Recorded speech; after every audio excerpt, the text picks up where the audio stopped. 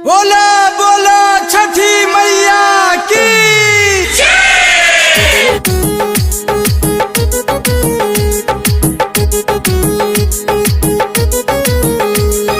Mix by Sneha recording studio Jamo Chandtola.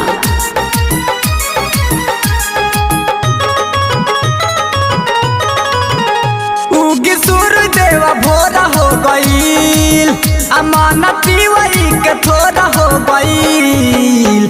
आई पटना के घाट हम जो हतानी बाट देखी सगर हो जोर हो गईल। आई पटना के घाट हम जो हतानी बाट देखी सगर हो जोर हो गईल।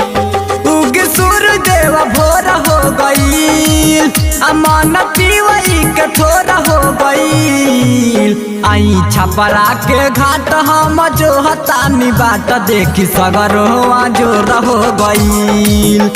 आई पटना के घाट हम जो हतानी बाट देखी सगर हो जोर हो गईल। बाबा हे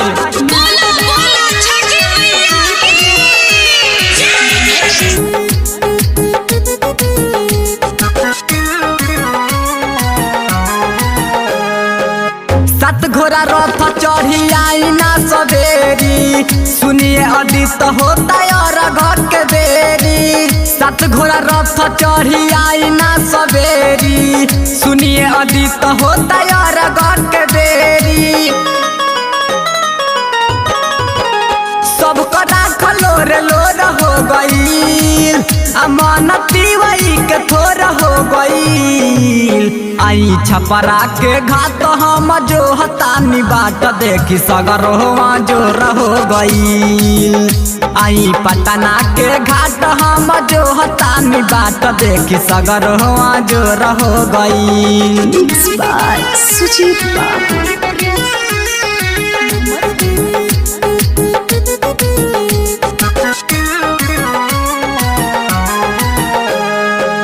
पानी बिच खारती वही करली गुहार है, गोलू श्रीवास्तव के सुनली पुकार है। पानी बिच खारती वही करली गुहार है, सुजित गोलू के सुनली पुकार है। गुड्डू राजा कहे सोर हो गईल, अमानती वही के थोर हो गईल। आई पटना के घाट हम जो हतानी बाट देखी सगर हो जोर हो गईल। आई छपरा के घाट हम जो हतानी बाट देखी सगर हो जोर हो गईल।